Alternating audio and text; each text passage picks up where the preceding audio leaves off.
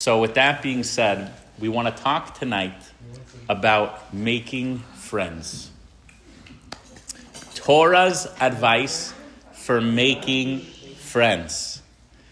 Some of us feel that we may have a lot of friends. Some of us may feel that we don't have enough friends. But when it comes to friends, what people don't realize is that there's actually levels. There's layers.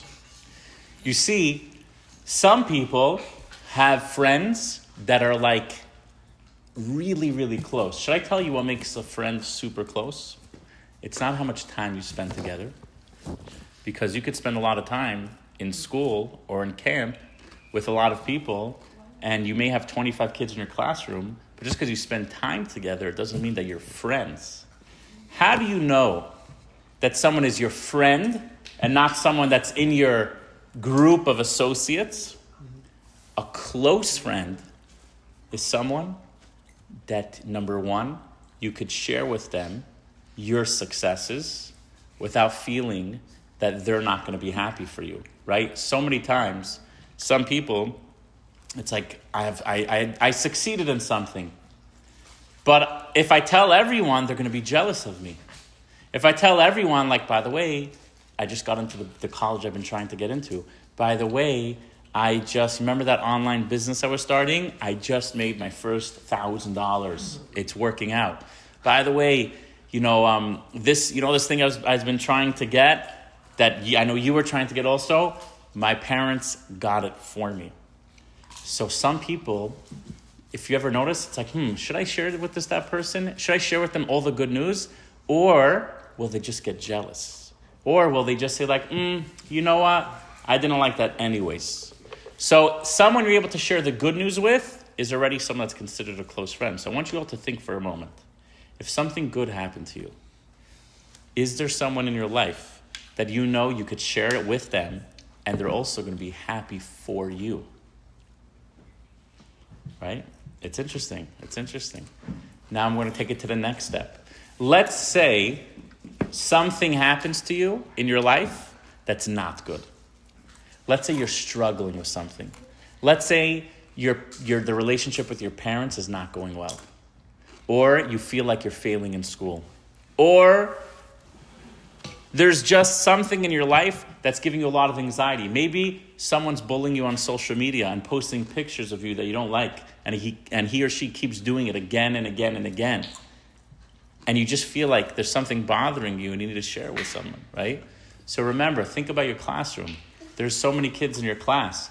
How many people can you open up to and say, this is something that's really been on my chest, and I just wanted to share with you like my struggle. I just want to let you know how difficult this is. Or I just want to let you know how tough things are in my house these days. There's between my siblings, between my parents, there's so much going on, and I'm not necessarily looking for advice, but I just felt I needed to share with someone. And is there anyone in your life that you could share difficult news with? Because sometimes we have friends that will hear the fun parts of our life, but will they be there for us when sometimes we have things that are not so exciting, right? Oh, my dad, my mom, they just got me a car, I turned 16. Oh, can we be your friend? Can we go, right? So exciting, we're so happy for you. What about my mom and dad told me that they can't afford ever a car for me. It's not on the plan. And one day I'm going to have to work on my own to get that car, which, by the way, is completely normal in this world. Who can I share that with? Or am I only able to share highlights? So when it comes to friends, who's a real, real close friend? People you could share the highs and to share the lows. And guess what?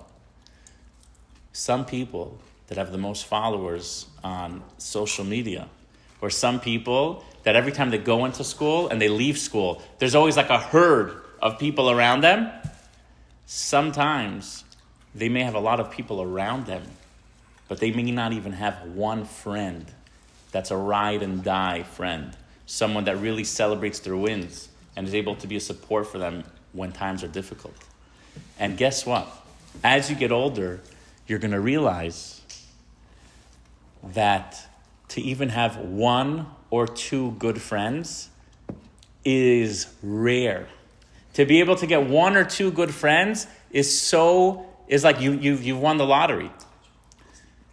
So tonight we're going to discuss, how do I become someone that people want to become friends with? How do I become someone that people want to be my friend? And what are some things that people do that pushes people out of their orbit without them even realizing? And everything I'm about to share is based off of the Torah. Any questions? Desiree, you seem excited. Okay, so here we go. So if you look at the board, we have over here 2 circles with light. One is an animal soul, and one is a godly soul. Inside of every single person is an animal soul and a godly soul.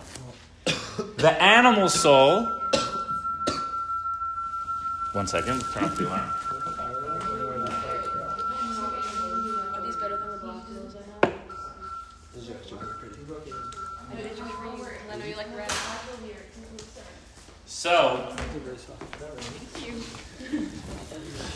So the animal soul, which we have inside of us, the animal soul, what does it want all day?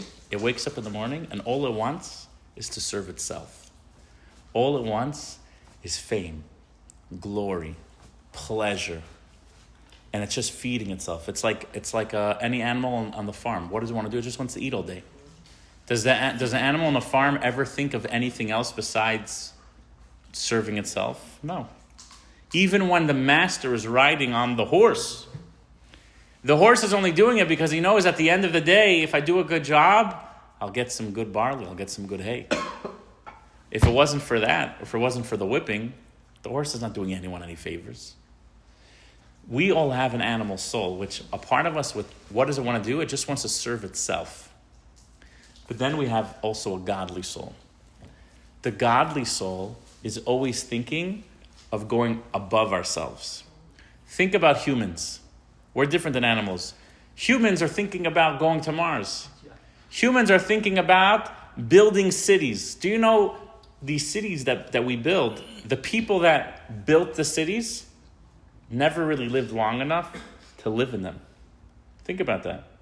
The people that built the internet, they never really lived long enough to even be around when Skype was invented.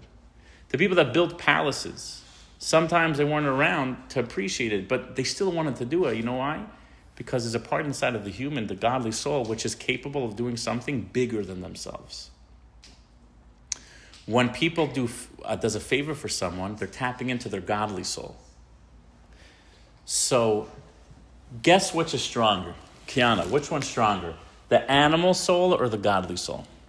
I feel like at times the animal soul can overpower the godly soul, especially in a lot of people around me and sometimes even ourselves. Okay. That's just what I think. But So Kiana says that sometimes the animal soul overpowers the godly soul. But which one is naturally, and I agree, which one is naturally the strongest? Godly? Actually, the animal. I'll explain. I know you're expecting the rabbis going to be like, the godly soul stronger. No. The animal soul is stronger. Why? Because the animal soul gets a head start. Our godly soul only enters our body at our bar and bat mitzvah.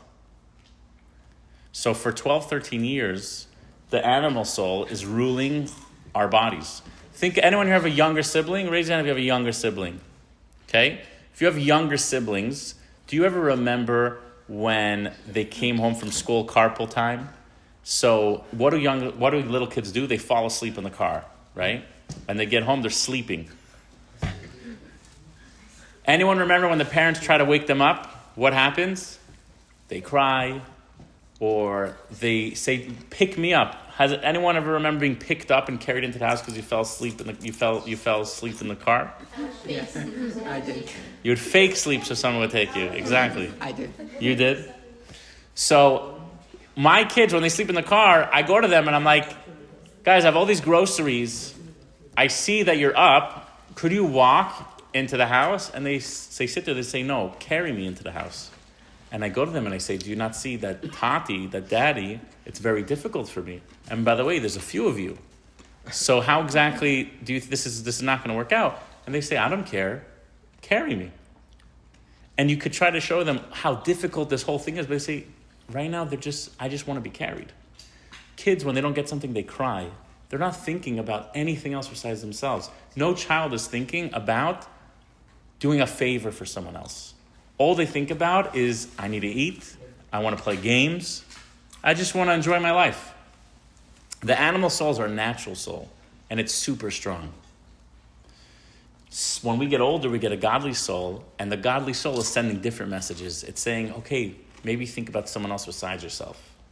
Maybe think about the fact that your father's trying to go into the house. Make it easier for him and walk, even if it's less comfortable for you. May I use the bathroom? Yeah, sure. Thank you. Yeah, Leah, what's up? Actually, I was talking to Misha about this today in class. We were learning Spanish festive words, and I was telling her and she was saying how when we were younger, all we wanted to do was get gifts, and this was what we loved about Hanukkah. And I was telling her, I was now all I want to do is give gifts. I just want to go to the store and get all my cousins gifts. And it was after we see as we get older, we focus more on giving rather than receiving. That's beautiful. That's great.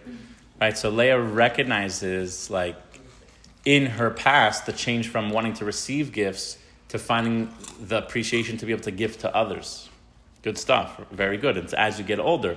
But children don't go to Toys R Us, or they're not shopping on Amazon to buy things for others. Their brains don't even know what that means. It's like, hey, do you want to buy a lollipop for a stranger? No, I want to buy it for myself. I don't even know what you're talking about. So the animal soul only thinks about itself. So let me tell you guys, some people, they never develop their godly soul. So their whole life, even when they're in high school, what's motivating them is their animal soul. But animal soul only cares about themselves. So now I want you to think about your friends groups. Let's bring it back to the friendships. Do you ever feel that there's some people that even when they do something nice to others, they're really trying to maybe win points? Politician. They're trying, right? They're being like politicians, right? They're doing something, but really because they love themselves. And people sense that. Humans, we're very in tune to the source of kindness. There's a story, you guys are going to love this story. There was once a fish that was swimming in the water. It was a salmon. And one day, a net comes and catches the salmon. The salmon, when it's caught, the fisherman tells the salmon, the king loves salmon. So the salmon says, oh, okay, it's not so bad.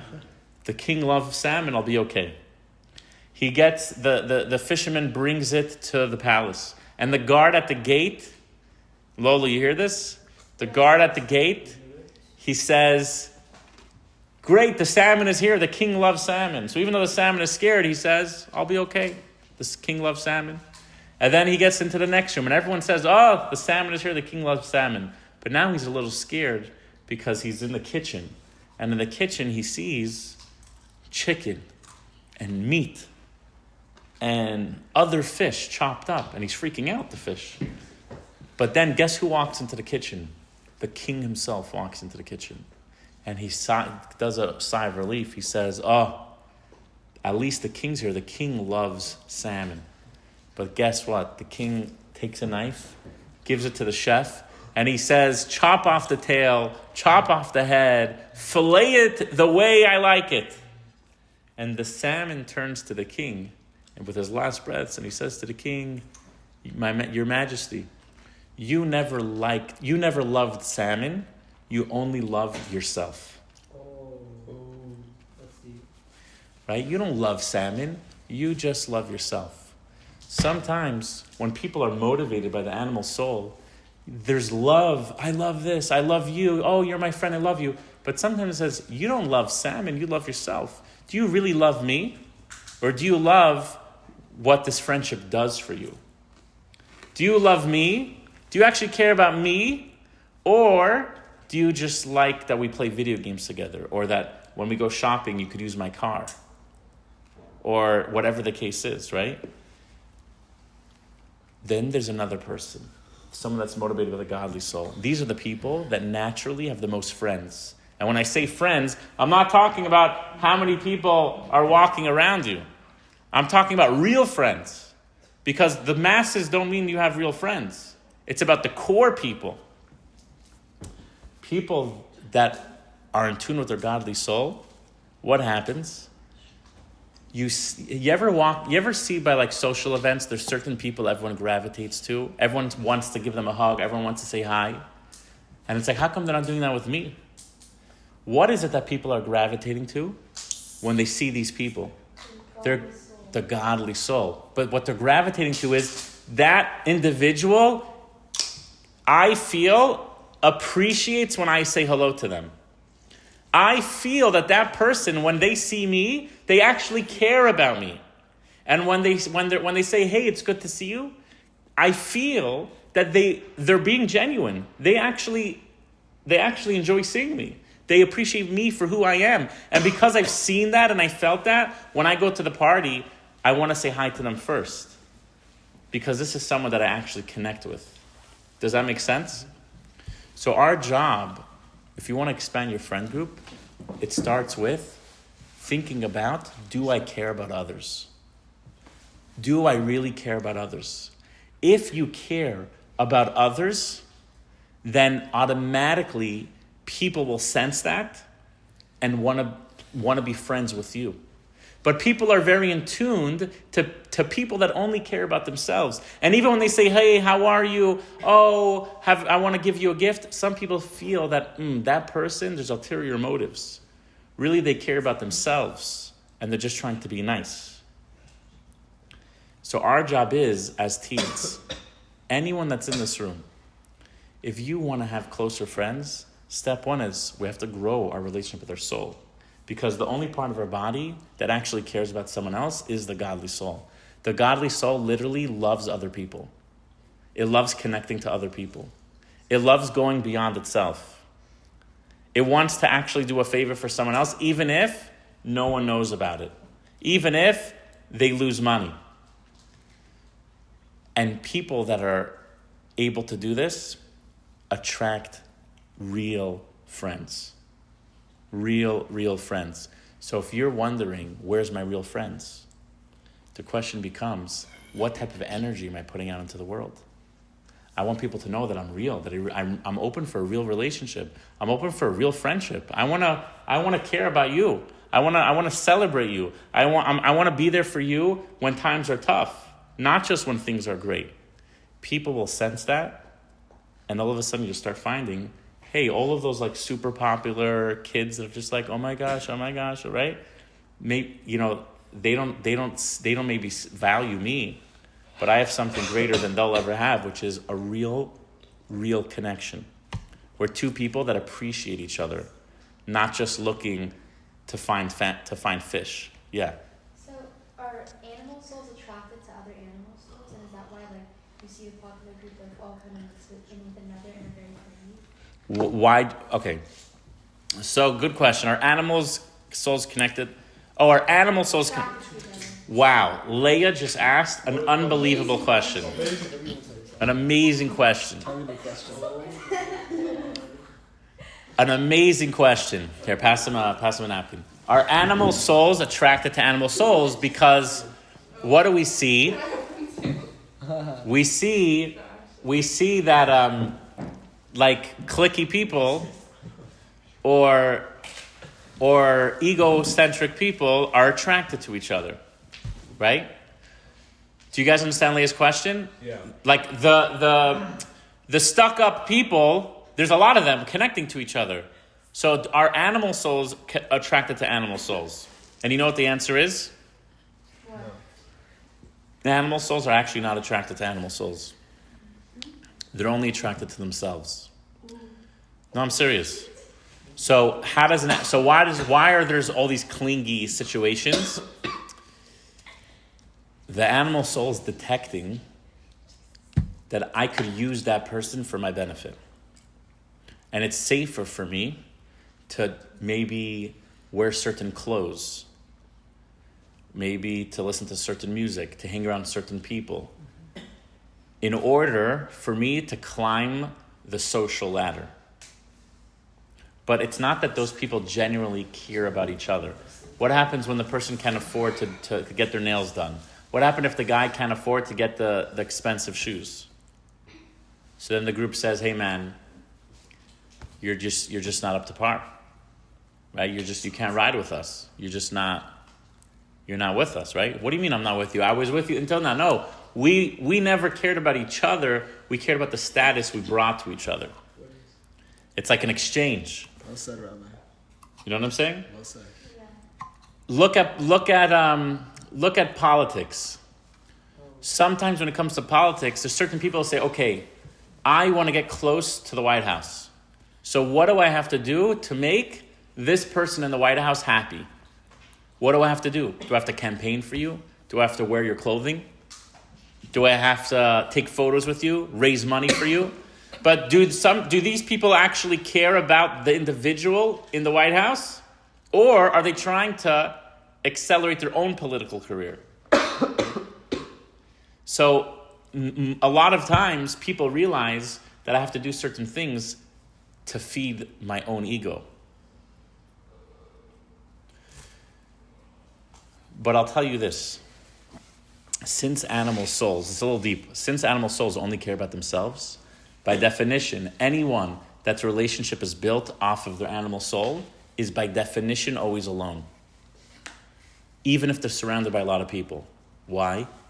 Because we're all connecting for ourselves. We're not connecting for each other. So at the end of this, I'm still alone.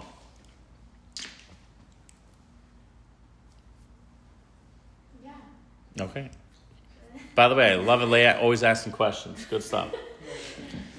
So, to wrap up this idea, number one is never feel bad when you don't have a lot of people around you. Because it doesn't work that way. You're going to see, you guys are all going to be finishing high school in the next few years. The second high school is over, you're not going to be speaking to each other as much. It's just a sad reality. What happens? How come people that leave high school, they're not all together, right? You hear these high school reunions. What high school reunions? We should always be together. There should never be a need for a reunion. If we're all together now, then what's the need of a reunion? We'll just stay in touch, the chats, the groups, right? The reality is that so much of our friendships is based off of the fact that we just go to the same school. We go to the same classes. Situationships, right? But what about, right? But what happens when school's out, when school's over, and we move to different parts of the world? Are we still in touch with each other as much as before? No. So most people it won't be. That's when you find out who was the real friend. You ever watch those movies and you see in the movie that the cool guy in high school or the cool girl in high school, like fast forward 20 years and the guy's just like doing some random, he's working at some like beach surfboard shop, just like a loner doing his thing. But like, hey, you were the cool guy in school. What are you doing out here? Just giving surfing lessons by yourself. You know what happened? This happened. His entire youth, it was all animal soul oriented. So when everyone else basically left each other because they didn't need each other anymore. But if you could even get one friend in your high school years that really you care about them and they care about you, that person will be your friend for life. Today, my friends from my youth are these people. When I was younger, I used to play guitar. I used to be in a band. I used to go skateboarding. I had like a little restaurant I used to run. And I used to be very close with a lot of these people. Who's my closest friends today? These people. The people that we weren't together because we were playing instruments. We weren't together because we were making money. We weren't together because we were just hanging out on a Sunday afternoon. We became together because I said, hey, you're a good person.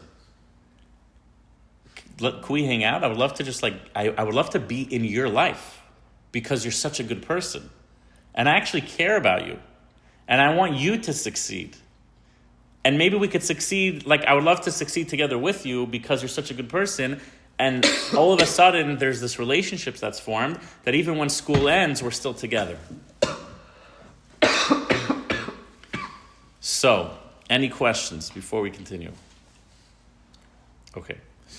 So, now we're going to bring this into Judaism. You guys ready for this? So this was the secrets to making friends.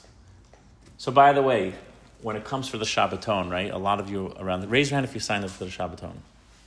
Oh, wow. A lot of pressure on Desiree right now. Do you guys sign up? Do you guys sign up for Shabbaton? What's just like you go. She's so funny. You have to be in high school, yeah. Next year they can go. So, listen to this. I'm about to use terms and bring this into Judaism. Some Jews, when they celebrate Judaism, they do it with their animal soul. Guys, how is that possible? The raise of hands. Who could come up with a way? How is it possible to do mitzvah or to grow in your Judaism, but not from your godly soul, from your animal soul? Maybe it makes yourself feel good instead of actually doing it for the purpose. Very good, Shai. Kiana? Maybe doing mitzvahs and stuff, not for the purpose of it, but to make yourself look better in the eyes of others. To make yourself look better in the eyes of others. Very good. Very good. Anyone else? How would I serve God through my animal soul? So I want to say that both of you are on target. On target. There's a lot of Jews that when it comes to their Judaism, they ask themselves, which part of Judaism makes me feel good? Have you ever heard someone say, maybe in school or at home, someone says, hey, I love keeping kosher. Do you know keeping kosher is more healthy? You ever heard that before? Yeah. Okay. Really? Keeping kosher is more healthy? It's actually not. Jews are known for the weirdest bodily, they can't even drink a cup of milk because of generations of lactose intolerance. Right? Jews are not the healthiest people in the world. If we wanted to be healthy, maybe we'd live like other people. We would go to East Asia and try to live like them. But people that say, I keep kosher makes me healthy. Have you ever heard someone say, I love Shabbat, it keeps the family together? Yeah. There you go, right? So they're doing Shabbat. Why? Because it makes them feel good. It benefits them. So all of these things is serving God for themselves. It's like using religion for themselves. But guess what happens? What happens when this same person that likes eating kosher, keeping kosher because it makes them healthy, what happens when they go on vacation? So now they're on vacation in Timbuktu, right? They're on vacation in Tijuana. They're on vacation in Mexico. And they're sitting by the pool, and poolside, what happens poolside? There's someone making fresh sushi. There's someone flipping burgers. So in Los Angeles, they said, we love keeping kosher. But all of a sudden, they're on vacation and they say, you know what, can we get some of those fresh burgers? But those burgers aren't kosher. I know, but I'm on vacation. Let me enjoy the burgers, right? Oh, 1 second. God wants you to keep kosher everywhere. But you know, it's on vacation. I'm not trying to be healthy on vacation. Or some people are on diets. So they don't eat bread. They used to say, I love challah on Shabbat. But now that they're on a diet, comes time for Shabbat, dinner, challah, and they say, actually, I'm not eating challah this week. Why? I'm on a diet. What do you mean? It's a mitzvah. Yeah, but I'm on a diet. So are they really serving God? Or are they serving themselves? only when I feel good do I keep my Judaism. But when it's difficult for me, I don't want it anymore. So many people, they look at religion and they say, how could religion benefit me? What could God do for me? I give charity because of the blessing. You ever hear people say, oh, for the blessing, for the bracha, for the blessing. Oh, I do all this for the bracha. I put on a mezuzah for the blessing. I give charity for the blessing. Rabbi, if I do this, will it give me a blessing? Or I'll close my business on Shabbos for the blessing. What if you knew that closing your business on Shabbos would make you lose money? Would you do it? What if you knew that keeping kosher would mean that on vacation you wouldn't have such a fun time? Would you still do it? What would you do if following the Torah mitzvah was difficult for you, but it's what God wants from you? Would you do it? And if the answer is no, then that means that even my Judaism was taught to me through the lenses of the animal soul, about how it could help me. So it's like, do I love salmon? You don't love salmon, you love yourself. Do I love Judaism? So why isn't when Judaism gets hard, I throw it into the garbage? Because I was using Judaism to serve myself. So you said it was like we're using it to serve ourselves, but if we were doing it like the right way, are we using it to serve Hashem? Who are we serving? Very good. So if you're doing Judaism the right way, you don't ask, it's like the JFK quote, don't ask what America could do for you, but what you could do for your country. So the right way to do Judaism is don't ask what God could do for you, but rather ask, what can I do for God?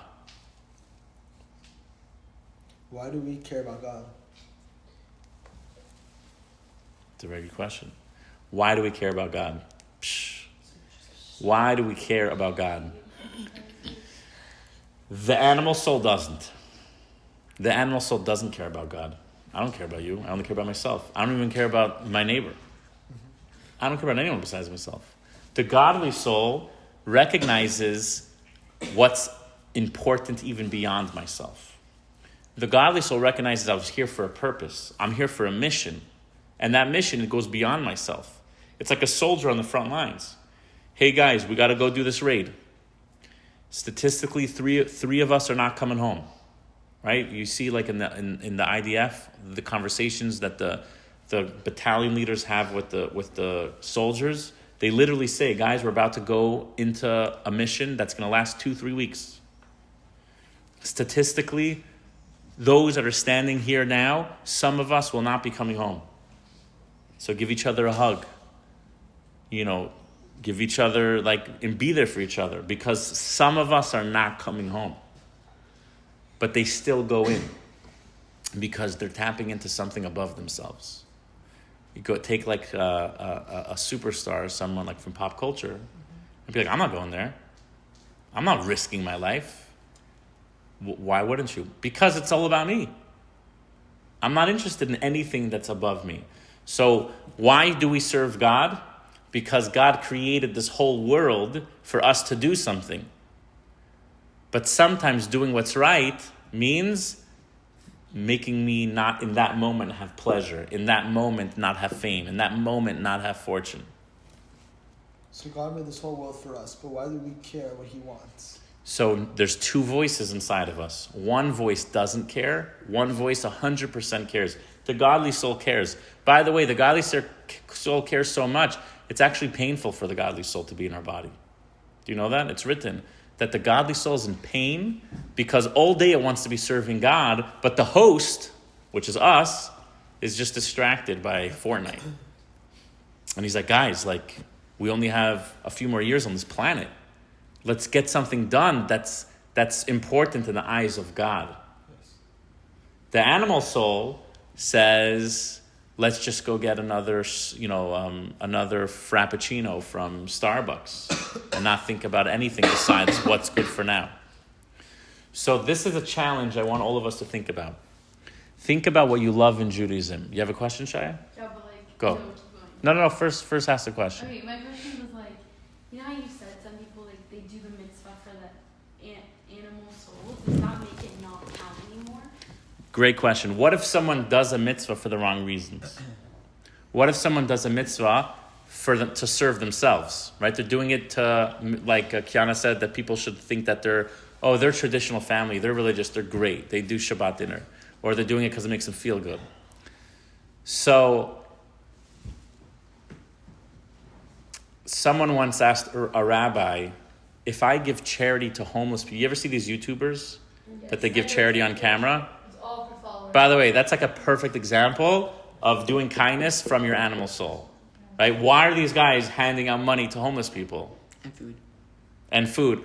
Oh, sir, would you like $1,000? Right? What is that? Right? It's clout. It's just... Right? It's a sad move, right? They're like, oh my gosh, thank you so much. You changed my life. They're like, yeah, this is what I do all day. I just think about the poor people. So buy my merch. Right? So that's like a perfect example of someone that's on the outside doing good, but really they're serving themselves. So is it a good thing? So someone once asked a rabbi this very question and said, I like doing good for others, but I know that I do it for my ego. I donate charity to poor just so that everyone should know my name. And he asked the rabbi, is this a good thing? Or should I be working on my ego before I continue doing this? The rabbi told him, the poor person doesn't care the intentions in your head. All he knows is that tonight he has dinner in his stomach. Meaning, you have what to work on in your consciousness. If you're giving charity because of ego or if you're doing it because you care. But the poor person needs food. They don't have time to wait for you to change your life and to do it for the best of reasons. Meaning, keep doing mitzvahs even if right now I'm not holding it the best intentions. So if I put on tefillin in order to post on Instagram to get likes, you still did a mitzvah. If I light Shabbat candles in order for my mother to, I need to ask her for a favor, like if I could go out in 2 weeks with friends, so I'm going to ask her tonight, so I'm going to do Shabbat candles, so she's like, oh, you're such a good girl, you're amazing, right? So I'm doing it just to for your motives, guess what? You still did a mitzvah. So 100% we should still do mitzvah even if it's not motivated from the right places. And it says, Shelo lishma ba lishma, which means when we do things when we do good things, not for the right intentions, eventually we'll do those things for the right intentions. It's like, why are you here tonight? Maybe the first time you came to C-Team, it was because a friend told you to come. We're going to go hang out after. Just do it because there's soup. I don't know, right? But then, all of a sudden, you look back and you say, oh my gosh, how much has my perspective on life changed from all these weeks of coming to C-Team? How much have I grown as a Jew because of this? Now, I actually don't even think about what's being served anymore at Learn and Chill. Now I realize that I want to be part of my Judaism, and I've come to fall in love with the part of Judaism that goes beyond myself. So to close tonight, the same way there's one idea that allows us to make more friends, also allows us to see what's the best way to think about our Judaism. When we tap into and nourish our soul, people feel it. Your friends feel it. This boy or girl is ego-driven. This boy or girl actually cares about other people, genuinely cares about other people. And now, I might actually share with that person something difficult that's going on in my life. I might share with that person something private that is really good, but I don't know if everyone can handle the good news. But that person who I know I feel it. She or he genuinely cares about me, I could share with that person this good stuff. And all of a sudden, you're starting to see more people appreciate you for who you are with no ulterior motives. It's not because they want to get a ride in the car. It's not because they want to swim in your pool. It's because people are yearning for genuine relationships. Everyone's yearning deep down, no matter how cool you are, everyone's yearning deep down to have people in their life that they feel really, really care about them. Genuinely. And the second thing is we could apply this to Judaism. Sometimes if we don't work on our animal soul, even our Judaism becomes self-serving. And where do you see it? How do you know if someone's Judaism stems from the animal soul? Is when times get tough, and personal gain is on the line, do they still do the mitzvah? Or do they say, well, it's not convenient for me right now. I would rather just drop kosher to eat my stuff on the side of the pool. When it's not convenient and they still do it, it has to be the godly soul. Because the animal soul will never do anything that is not pleasurable and is not convenient for them. Any questions? Yeah. Do you think someone could go from a godly soul to an animal soul, or like vice versa? Okay, so we'll close with this. Great question. We're always going back and forth. Nobody is pure godly soul or pure animal soul, myself included. It's a lifelong journey. It's like this. Has anyone here ever decided that they have clarity that they don't want to eat sugar again, or they want to try to not eat sugar for a month? Have you ever tried that? Everyone's tried that in their life, right? And you fail in 2 days. And then you're walking through the kitchen and there's a voice inside of you which says, eat the cookie that you know is in the cabinet, right? But you told yourself, your values want you to not eat the sugar. So what's going on? I thought I had clarity. The animal soul's still there, and he's like, I want sugar. I want the pleasure now. I'm not thinking long term. I want it now. And the godly soul says, you could do this. Go above yourself. You have goals. That battle is with us our entire life. Our job is to be able to identify and feed godly soul actions more and more. It becomes easier and easier. Our life changes. Our friend group changes. And everything we do becomes much more pure and surrounded by more people that love us and allow us to love them as well. With that being said, thank you all for joining, learn, and chill.